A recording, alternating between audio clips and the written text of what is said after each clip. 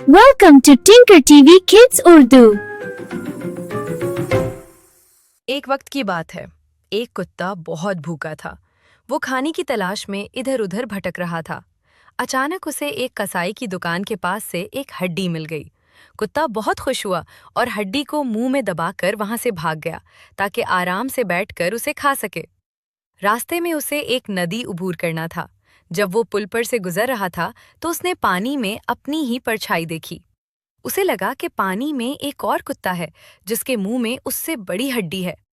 लालच में आकर उसने सोचा कि क्यों ना उस दूसरे कुत्ते की हड्डी भी ले ली जाए। जैसे ही उसने भौंकने के लिए मुंह खोला, उसकी अपनी हड्डी पानी में गिर गई और बह गई।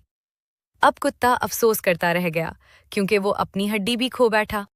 सबक लालच बुरी बला है। जो हमारे पास है, हमें उसी पर कनाअत करनी चाहिए। Thanks for watching Tinker TV Kids Urdu. Don't forget to like, share and subscribe. Bye bye.